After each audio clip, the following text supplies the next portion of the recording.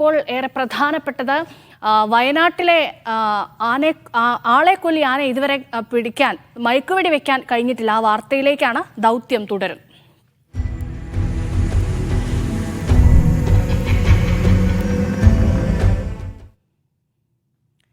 ബേലൂർ മഗ്നയെ പിടികൂടാൻ ഇതുവരെ കഴിഞ്ഞിട്ടില്ല. പ്രേക്ഷകരൊക്കെ ഇതിനോടകം തന്നെ എല്ലാ ദിവസവും കാണുന്നുണ്ട് ഈ ദൗത്യം തുടരുന്നു എന്നുള്ള വാർത്ത. അപ്പോൾ ഈ കർഷകനെ കൊലപ്പെടുത്തിയ കാട്ടാനയെ മയക്കുവെടി വെക്കാനുള്ള ശ്രമം ഇന്ന് 7ാം ദിവസമാണ്.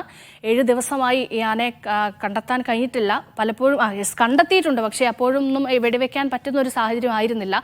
ഏറ്റവും ഒടുവിൽ ലഭിച്ച റേഡിയോ കോളർ സിഗ്നൽ പ്രകാരം ആന പനവല്ലി മേഖലയിലാണുള്ളത്.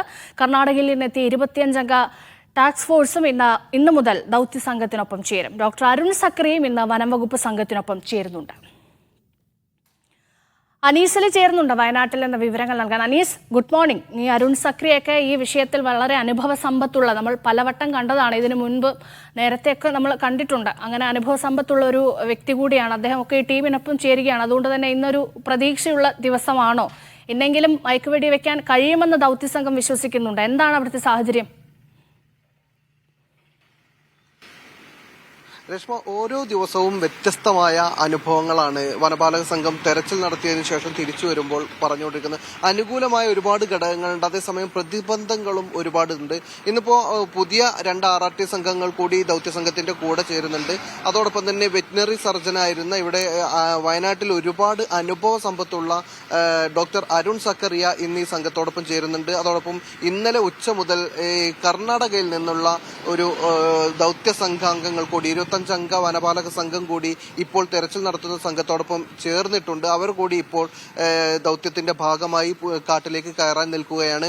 എന്തായാലും അല്പസമയത്തിനകം അവർ കാട് കയറും. ഇതിൽ കർണാടകയിൽ നിന്ന് എത്തിയ സംഘത്തിൽ കഴിഞ്ഞ തവണ ഈ ബേലൂർ മഗ്നയെ കർണാടക പിടിച്ച സമയത്ത് ആ ദൗത്യ സംഘത്തിൽ ഉണ്ടായിരുന്നവർ ഉൾപ്പെടെ ഉണ്ട്. അതുകൊണ്ട് തന്നെ ഈ ആനയുടെ ഒരു രീതികളും അതിന്റെ സ്വഭാവ സവിശേഷതകളും അതിനെ എങ്ങനെ ട്രാക്ക് ചെയ്യാം, എങ്ങനെ പിടികൂടാം എന്നൊക്കെ മനസ്സിലാക്കി അറിയാവുന്ന ആളുകളും കൂടി സംഘത്തിൽ ചേരുന്നു എന്നതാണ് ഇന്നത്തെ ഒരു പ്രത്യേകത. അതേസമയം ഇന്നലെ തെരച്ചിൽ കഴിഞ്ഞ് പുറത്തിറങ്ങിയ വനപാലക സംഘം പറയുന്നത് ഓരോ ദിവസവും സങ്കീർണതകൾ ഏറിയേറി വരികയാണ് എന്നതാണ്. നേരത്തെ നമ്മളെ സംബന്ധിച്ചിടത്തോളം കാട്ടിൽ അതിന്റെ ഒരു ടെറൈൻ, ആന സഞ്ചരിക്കുന്ന ഒരു മേഖല മയക്കുവെടി വെക്കുന്നതിന് വലിയ പ്രതിബന്ധമായിരുന്നു. കാരണം നമുക്കറിയാം, ഒരു ആൾ പൊക്കത്തോളം ഉയർന്നു നിൽക്കുന്ന കുറ്റിക്കാടുകൾ, അതും മുൾപടർപ്പ് പടർന്ന കുറ്റിക്കാടാണ്. ഇതിലൂടെ ആനക്ക് സഞ്ചരിക്കാൻ കഴിയുന്ന അതേ രീതിയിൽ ഈ മയക്കുവെടി സംഘത്തിനോ വനപാലക സംഘത്തിനോ സഞ്ചരിക്കാൻ കഴിയുന്നില്ല.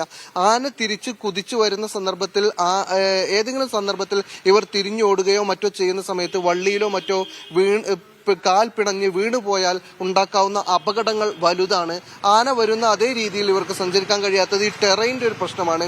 അതുപോലെ തന്നെ ഈ ആനക്കൊപ്പം ഇത് മോഴയാനയാണ്, അതോടൊപ്പം അതിന്റെ കൂടെ മറ്റൊരു മോഴയാന കൂടി കഴിഞ്ഞ ദിവസം മുതൽ ഉണ്ട്. അത് മുഴുവൻ സമയവും ഈ ആനയുടെ കൂടെയാണ് സഞ്ചരിക്കുന്നത്. അതൊരു വലിയ പ്രശ്നമാണ്. കഴിഞ്ഞ ദിവസം, ഇന്നലെയല്ല അതിന്റെ തലേ ദിവസം, ഈ ബേലൂർ മഗ്നയെ സംരക്ഷിക്കുന്നത് പോലെ മറ്റേ ആ മോഴയാന ഈ ദൗത്യസംഘത്തിനെതിരെ പാഞ്ഞെടുക്കുന്നത് വീഡിയോ ആയി തന്നെ നമ്മൾ കണ്ടു.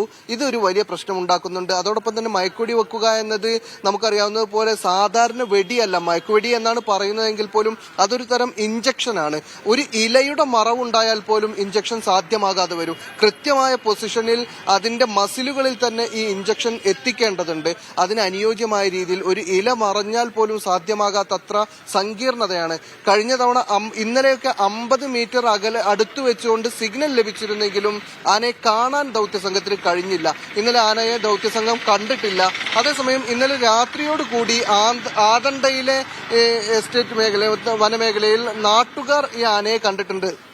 രാത്രിയാണ് തിരച്ചിൽ അവസാനിപ്പിക്കുന്നത് വരെ പകലിൽ വനപാലക സംഘത്തിന് ആനയെ കാണാൻ കഴിഞ്ഞില്ല. പക്ഷെ 50 മീറ്റർ അകലെ വരെ സിഗ്നൽ ലഭിച്ചിട്ടുണ്ടായിരുന്നു. ഇടതൂർന്ന വനമായതുകൊണ്ട് തന്നെ ആ ഭാഗത്ത് ഡ്രോൺ പറത്താനും ഇന്നലെ കഴിഞ്ഞിട്ടുണ്ടായിരുന്നില്ല.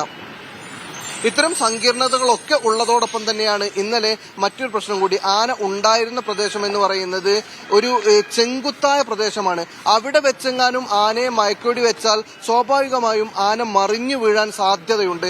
അതുകൊണ്ട് തന്നെ അവിടെ നിന്ന് ആനയെ നീക്കിയതിനു ശേഷം സുരക്ഷിതമായ ആനയുടെയും ഈ ദൗത്യസംഘത്തിന്റെയും സുരക്ഷ വലിയ പ്രധാനപ്പെട്ടതാണ്. അതൊക്കെയും ഒരു പ്രതിബന്ധമായി വരുന്നുണ്ട്. ഇന്നലെ ആ സംഘം ഇപ്പൊ ഇവിടേക്ക് എങ്ങനെ ജോലി ചെയ്യുമ്പോൾ പേടിയുണ്ടോ? ചെറിയ പേടിയുണ്ട്. രാവിലെ വരുന്നതാണ്. ഒരു 5 മണിയാകുമ്പോഴത്തേക്ക് നമ്മൾ വന്ന് ശുചീകരണം ചെയ്യുന്നതാണ്. തീർച്ചയായും ഇങ്ങനെ ജനങ്ങൾക്ക് നാട്ടിൽ, കാരണം ഈ ബേലൂർ മഗ്ന ഒരാളെ കൊന്ന ആനയാണ്, അതിപ്പോഴും ഇവിടെ എവിടെയൊക്കെയോ ഉണ്ട്. തീർച്ചയായും. അതായത് അനീസ്, ഈ സംഭവവുമായി ബന്ധപ്പെട്ട് നമ്മുടെയൊക്കെ മനസ്സിലേറെ സങ്കടകരമായ ഒരു ദൃശ്യം നിൽക്കുന്നുണ്ട്. പ്രതിപക്ഷ നേതാവ് വി ഡി സതീശൻ ഈ ആന കൊന്ന ആളുടെ വീട്ടിൽ ചെന്നപ്പോൾ അദ്ദേഹത്തിന്റെ മകൾ വളരെ വൈകാരികമായി വളരെ സംസാരിച്ച, എൻ്റെ ഡാഡിക്കുണ്ടായ ഒരു അവസ്ഥ ഇനി ആർക്കും ഉണ്ടാവരുത് എന്ന് പറഞ്ഞ ആ കുഞ്ഞിന്റെ വാക്കുകൾ നമ്മുടെയൊക്കെ ഹൃദയത്തെ തുളച്ചു കയറുന്ന ഒരു വാക്കായിരുന്നു. അതുകൊണ്ട് തന്നെ ഏറെ വൈകാരികമായ വിഷയം കൂടിയാണ് വയനാടുകാരെ സംബന്ധിച്ച്. അപ്പോൾ ഈ ആളുകളിലൊക്കെ ഒരു പ്രതികരണം എന്താണ്? വലിയ പ്രതിഷേധങ്ങളൊക്കെ ഇതിനോടകം പല ദിവസങ്ങളിലും പല ഘട്ടങ്ങളിലും നമ്മൾ കണ്ടു. രാത്രിയിൽ വരെ പന്തം കൊളുത്തി പ്രകടനമൊക്കെ കണ്ടിരുന്നു. അപ്പോൾ ഇത്രയും ദിവസം ഈ ദൗത്യം ഇങ്ങനെ നീണ്ടുപോകുമ്പോൾ അതിന് പല കാരണങ്ങൾ ഉണ്ടെങ്കിൽ പോലും ആളുകൾ എങ്ങനെയാണ് അതിനോട് പ്രതികരിക്കുന്നത്? ആളുകളുടെ പ്രതിഷേധം കഴിഞ്ഞ 1-2 ദിവസങ്ങളായി അല്പം കുറഞ്ഞിട്ടുണ്ട് എന്നാണ് നമുക്ക് കാണാൻ കഴിയുന്നത്. അതേസമയം ഇപ്പോൾ രേഷ്മ പറഞ്ഞ പോലെ പന്തം കൊളുത്തി പ്രകടനമൊക്കെ ഉണ്ടായിരുന്നത് പടമലയിലാണ്. അതവിടെ ഈ അജിയെ കൊന്ന പ്രദേശത്ത് തന്നെ ഒരു കടുവ കൂടി ഇറങ്ങിയ സന്ദർഭത്തിലാണ് ജനങ്ങൾ പന്തം കൊളുത്തി പ്രകടനമായും റോഡ് വിരോധമായും ഒക്കെ രംഗത്തിറങ്ങിയത്. അതൊഴിച്ചു നിർത്തിയാൽ ഈ ദൗത്യ സംഘത്തിനെതിരെ വലിയ തരത്തിലുള്ള പ്രതിഷേധം ഉണ്ടാകുന്നത് ഇന്നലെ മിനിഞ്ഞാന്ന് മുതൽ നമുക്കത് കാണുന്നില്ല. അതിന്റെ തോത് കുറഞ്ഞിട്ടുണ്ട്.